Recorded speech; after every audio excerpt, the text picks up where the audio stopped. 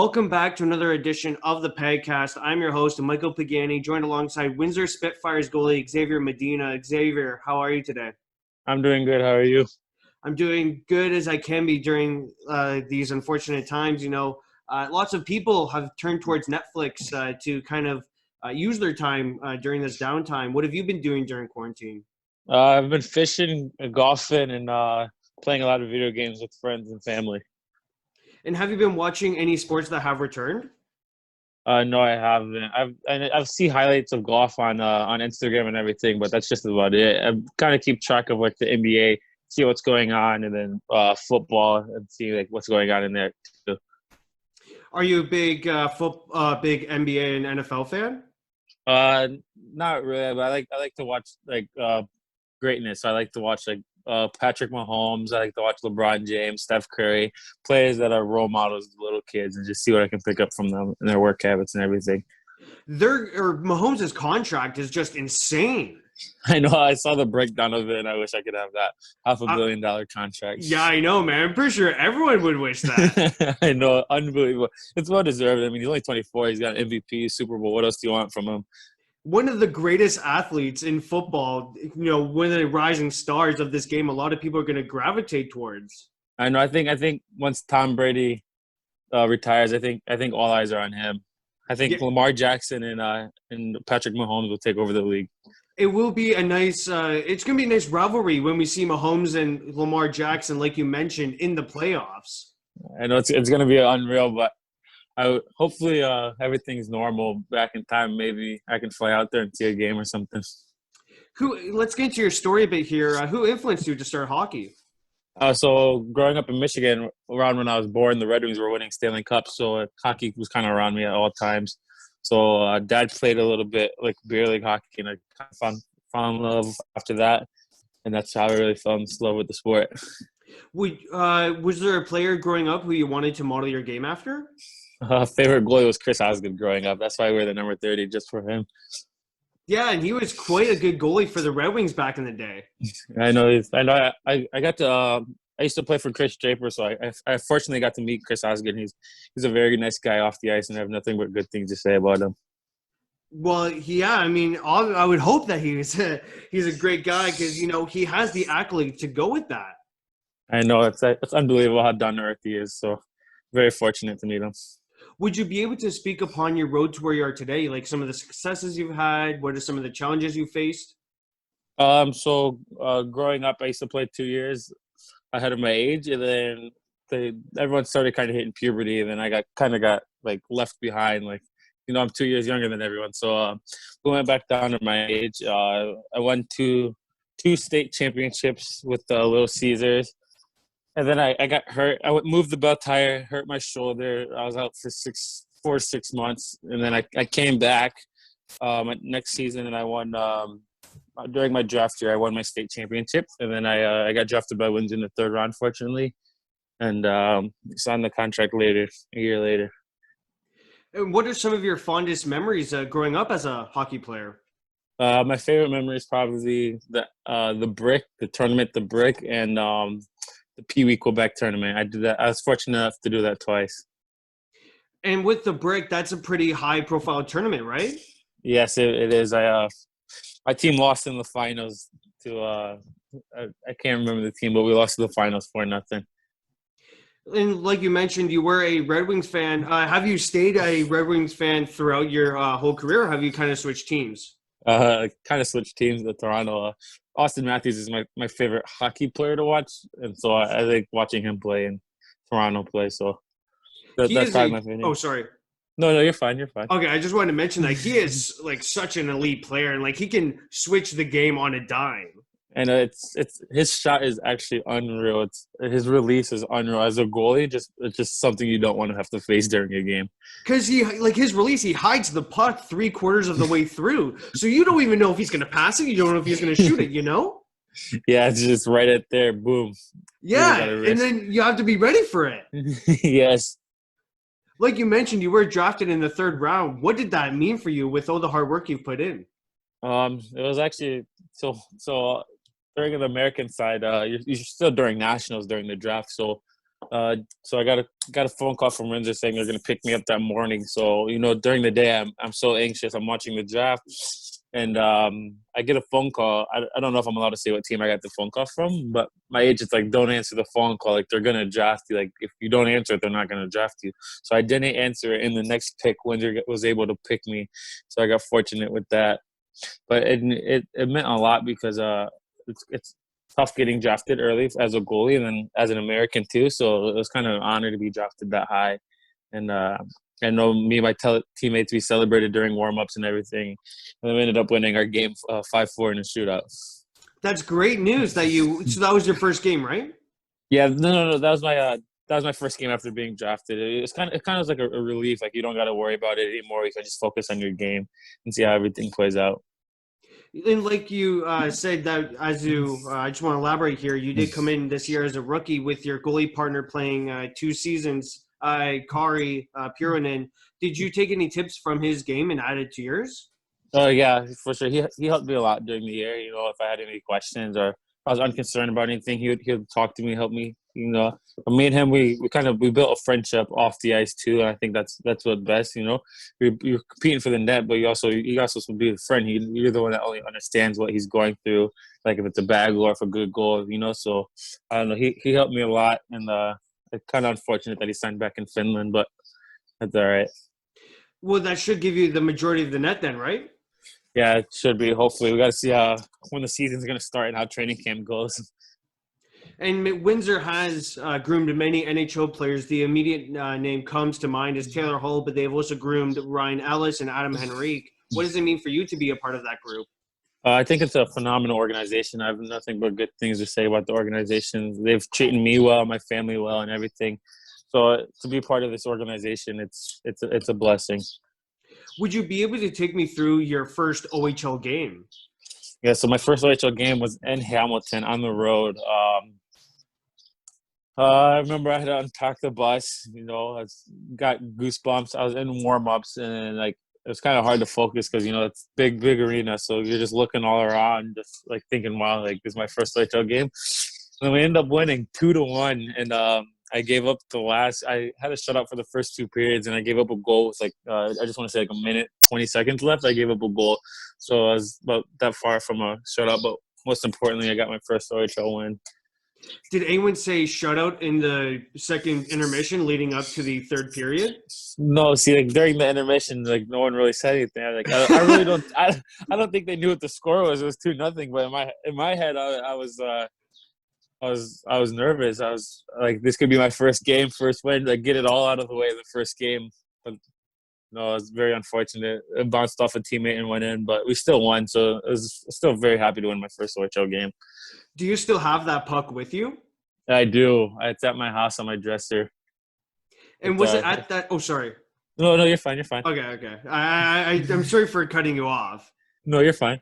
Was it at that time where it became your first welcome to the OHL moment where you actually had to settle in and kind of get rid of the nerves? Yeah, it was very, very first game. I think Kari got to play 3 games before mine, and we were in a back-to-back road trip. So I got my first game in Hamilton, and one of my best friends, we grew up playing on the same team together. So he played on Hamilton too. So it was fun playing against him, and we talked after, and it was super excited for me, and because he came in his 16-year-old year, so he knew what the league was all about and how tough it was to win on the road and everything. So he congratulated me, and we took pictures and everything. Well, that's what it is, being a great friend. Did you ever chirp him at all, saying that you robbed him with with your leather? No. There's actually a cool picture of me with a pad save against him. I sometimes mess with him and text it to him and say, "Do you remember this?" And we get a couple jokes out of it. But no, he's a really good kid, so I don't mess with him too bad. This season, you went 17-11-0, posting a .346 goals against average and an .886 save percentage. Do you think having this year under your belt will, or having another year, boost those numbers? 100%. I think I didn't start the year off very well, but I finished it very strong. So I think not saying our team was bad last year, but I think we're supposed to have a better team in front of me. So I definitely think those numbers will be going up. And what's going to be most memorable for you from this season? This season, I actually hope we get to play. You grow up, you work so hard to play, and just for kind of is unfortunate, but we can't do anything about the virus and everything. But I think my end goal here is just to try to bring Windsor a Memorial Cup, at least get them out of the first round. I think we have like an 11-year drought where we haven't got out of the first round. So I want to be the goalie to break that streak. How did you find out the season was going to be canceled? So they brought us in. We had a game, and then we're texting guys on Saginaw, and they haven't left yet, and it was about an hour to puck drop. And so they brought us in. They told us to pack our bags, that we're going home for a week. And then while we were home for a week, they told us it's going to be months. And then after the months, they just canceled the season. So it was very unfortunate to hear. But I mean, we got to go back home to family, spend time. We were safe, so you can't really complain about that. I think it was him. No, go ahead. I think it was handled very well. I mean, it was. They slowly told us that it was going to end. They didn't just tell us right there and there it was done. It is a terrible way to end off your rookie season because obviously you wanted to make the playoffs, and possibly go to the Mem Cup. Yeah, we know we're supposed to play Flint in the first round, and we've been having very good games against Flint. So it's kind of heartbreaking you don't get to play your first playoffs round, but it's I guess it's part of life, and I guess we get to go again at it next year. What's a typical game day for you? So I like to on school days, I'd go to school, I'd go home and take a nap, and then I'd wake up and eat my. I used to have chicken. I used to have buttered noodles, but then when I didn't have school, I'd sleep in, go in, get my morning stretch, get a little workout in.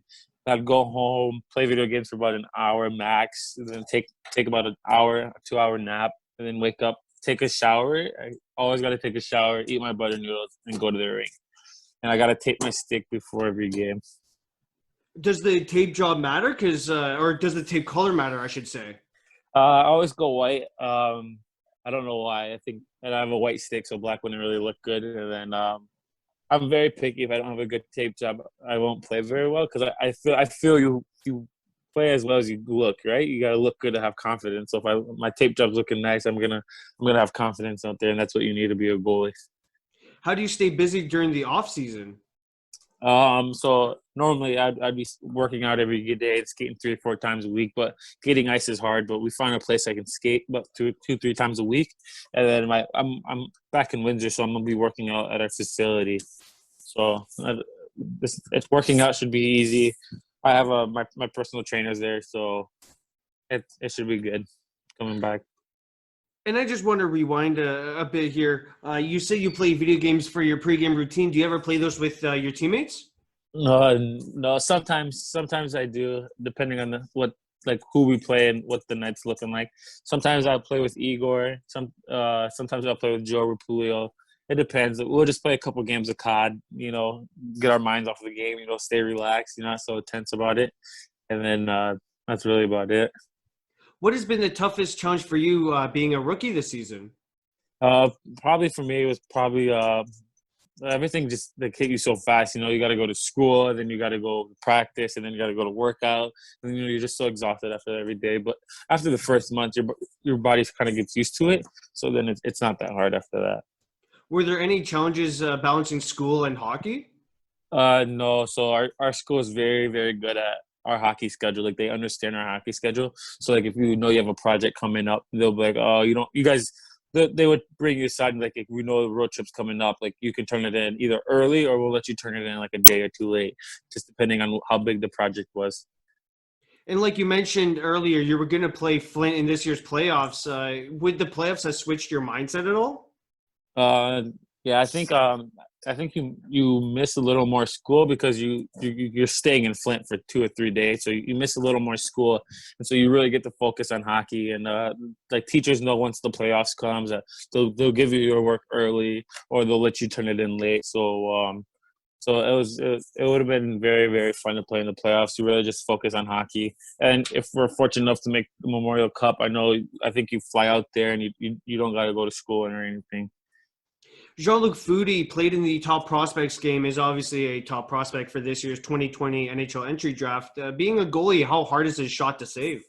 Funny enough, he doesn't really have a hard shot. It's a very, very accurate though. and he's a very good passer too. He has unbelievable speed. I think he's probably one of the fastest kids in the draft. I think he'll be one of the fastest kids in the NHL if he ever gets to make it up there. And would you say there a specific team that was really hard to play against this year? I'd say Owen Sound was tough to play against, and probably Owen Sound and maybe London. London's always very good. So much NHL superstar power. So, and would you say that their buildings are packed to the brim? Because I know the Bud is always packed. Oh yeah, it's like playing an NHL game, just looking around you and seeing everyone there excited to watch a game. And then Owen Sound, the rink's so small, and it feels like everyone's on top of you. You can hear someone eating popcorn, so that's always a tough building to play in. What are some qualities of your game that you do like, and how do you keep those qualities consistent? My patience. Me and my goalie coach were working on my patience, and I think it just comes with playing the game. You know, if you really work on it in practice, it's going to translate in the game. So that's what we're really trying to do, is slow down my game and let the shooters make the first move so we can react to it. And we were working on it today. It was like watching the little things. We watch film and go over film and see what we see, and we talk about it. Would you ever watch highlights of NHL goalies and take tips from those highlights? 100%. You know, we'd find goalies that I'm an athletic goalie, so we'll find goalies that kind of play athletic, and we'll see what they do and what my body's capable to do. Like, we'll watch Vasilevsky. Like, I can't pull out the full splits like him, but as athletic he is and what he can get away with is what we kind of watch and see what we can take from his game. He's an insane goalie, man. Like, holy. And he's a different breed, but he's very, very good. And what would you say are some qualities of your game that you could work on, and how do you go on improving those? So I think I really need to work on my consistency. I think my confidence. Sometimes, you know, I give up a goal and I think it's my fault. Then it's in my head for the next few plays where I just need to let it go and just go out and play. And I can't control everything. The CHO does a tremendous job of the teddy bear toss games. Have you been a part of those?